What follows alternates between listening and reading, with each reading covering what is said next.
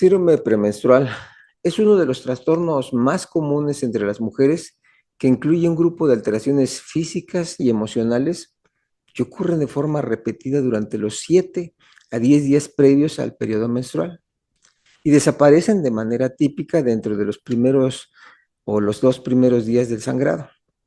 De forma habitual, interfieren con algunos aspectos en su vida, que incluyen en su desempeño académico, relaciones laborales y también de tipo emocional, y también en el aspecto social. En la población adolescente es fácil confundir este malestar con la dismenorrea, que se caracteriza por manifestar dolor, como otras molestias también, únicamente en los días asociados al flujo menstrual.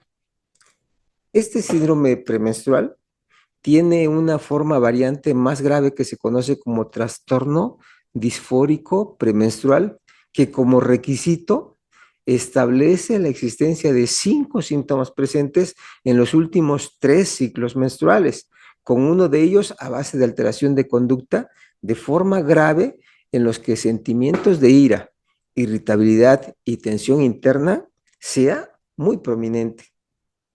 Ya bajo conceptos bien definidos, las investigaciones realizadas establecen en grupos de adolescentes la existencia del síndrome premenstrual hasta en una posibilidad del 8 al 10%, mientras que el trastorno disfórico obviamente es menor, de un 3 a un 5%. En cuanto a condiciones sociales, se ha determinado que comunidades orientales tienen mayores registros de frecuencia que hacen considerar al tipo de vida como una variable factible a llegar a considerarse. Otros factores posibles de riesgo lo establecen una educación más baja, tabaquismo presente, antecedentes traumáticos o trastornos de ansiedad previos. La incidencia de esta enfermedad también se incrementa al paso de su edad y con la fertilidad. Durante mucho tiempo se llegó a considerar que para su desarrollo intervenían el desequilibrio entre unas hormonas producidas en otra parte del cuerpo y las producidas por el ovario, pero se ha notado que esto no tiene gran influencia en sus distintas alteraciones. En cambio, la cantidad y respuesta a la presencia de una sustancia que interviene en la transmisión de los impulsos nerviosos, que es un neurotransmisor, se han hallado ya en forma específica sobre cambios de una en particular, que es la serotonina, que disminuye en su captación en la sangre total durante esa fase del ciclo menstrual. Su tratamiento, en consecuencia, ha tenido mejores resultados con fármacos relacionados al control de esa sustancia de neurotransmisora. De las vitaminas y minerales que se consideraban necesarios ofrecer en el tratamiento para esa enfermedad, ya han dejado de utilizarse por sus resultados demostrados en estudios experimentales. Estas alteraciones suelen aparecer en meses o años posterior a la primera menstruación, persistir durante la mayor parte de la vida fértil de la mujer con incremento o desarrollo posterior al primer parto. Se resuelve por completo después de la menopausia y en forma transitoria durante un embarazo o cualquier interrupción de los ciclos ovulatorios. Las alteraciones del síndrome premenstrual clínicamente significativo pueden ser divididas en 3 categorías. Las manifestaciones físicas incluyen dolores de cabeza, sensibilidad en los senos, dolor de espalda, cansancio, flatulencia, dolor y distensión abdominal, asociado también con ganancia de peso, cuerpo o partes corporales que estén hinchadas, náuseas, dolores articulares y también musculares. Los cambios emocionales son irritabilidad, enojo, llanto, ansiedad, dificultad para la concentración y baja autoestima, depresión. Las alteraciones de conducta pueden incluir fatiga, insomnio, confusión, cambios en la libido y el apetito. La intensidad de estas alteraciones permite establecer la diferenciación entre cuadros similares. Es posible que la mayoría de las adolescentes tengan en forma inicial algunas manifestaciones muy sutiles en su expresión, que pueden pasar incluso desapercibidas o sin importancia para su atención médica inicial, pero ya al paso del tiempo puede cambiar en su expresión sintomática. Así, durante la adolescencia es más común que exista como una manifestación asociada distensión abdominal, sensación de extrema fatiga y flatulencia. Cuando las alteraciones evolucionan a moderadas o a graves, se asociarán siempre a afectación en su calidad de vida y ameritarán atención orgánica y emocional con los especialistas correspondientes en endocrinología, pediatría, ginecología y psicología, ya que de no haber un tratamiento apropiado, su desempeño académico, laboral, social y emocional puede llegar a tener un deterioro que es bastante significativo. Existen criterios específicos para definir estos cuadros y evitar confusión de los términos. Así, el síndrome premenstrual se considera cuando se tienen hasta 4 síntomas que pueden ser de naturaleza física, conductual o emocional. Cuando tengan 5 o más síntomas físicos o conductuales, si por el contrario se tienen 5 o más síntomas y uno de ellos es un síntoma emocional, ya se debe considerar entonces como una disforia premenstrual.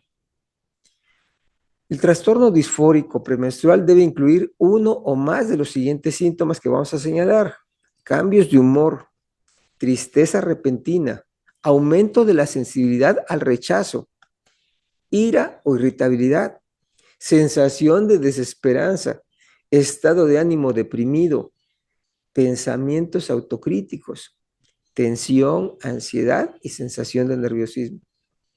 Uno o más de los siguientes síntomas deben de estar presentes para llegar a un total de 5 síntomas en general: dificultad para concentrarse, cambios en el apetito con la expresión de antojos o comer en exceso, disminución en el interés de las actividades habituales, fatiga fácil o disminución de la energía, sentirse abrumado o fuera de control, sensibilidad en los pezones o en los senos, hinchazón, aumento de peso o dolores articulares, musculares, dormir demasiado o no dormir de forma suficiente.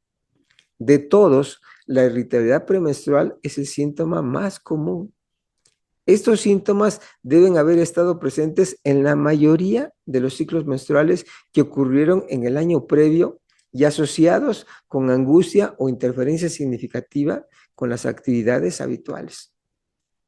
En suma, este síndrome causa efectos adversos en la salud y la calidad de vida de las mujeres, y durante la adolescencia sus manifestaciones moderadas a graves pueden ser motivo de mayores quejas de sus acompañantes, asociados por cambios súbitos de conducta en su carácter habitual que motiva conflictos familiares, preocupación por su figura o aspecto femenino en cuanto notan incremento de peso y afectación a su rendimiento académico. Y en ocasiones la depresión puede ser factor de riesgo de suicidio o de predisposición al consumo de drogas. Las alteraciones señaladas deben ser valoradas por el especialista para poder diferenciar de otras condiciones que pueden establecer manifestaciones similares. Se requiere de aportar datos concretos en un interrogatorio conveniente y, de ser necesario, realizar estudios de laboratorio para descartar enfermedades orgánicas particulares, como los valores hormonales, o definir el periodo menstrual correspondiente ante patrones de ciclos menstruales irregulares. Y, de forma importante, la valoración por el psicólogo o psiquiatra podrá determinar si existe un trastorno previo emocional que sea específico para evitar confusión en su evaluación y en el manejo posterior. Para controlar estos síntomas y evitar la aparición de sus consecuencias en sus vidas, se les recomienda la evaluación profesional por un especialista en psicología para dar apoyo en poder efectuar cambios en los estilos de vida, participar en grupos de apoyo, manejo eficiente de las situaciones de angustia o de estrés, asociado en particular con la comprensión de tipo familiar. El empleo de medicamentos específicos depende de la valoración particular que se realiza al paciente, para poder proporcionar el que mejore su cuadro de una forma más eficiente y también llevar un control adecuado de respuesta en su evolución hormonal futura para ajustar a la mejor modalidad. Un buen inicio es considerar su aparición durante el proceso de maduración de las adolescentes.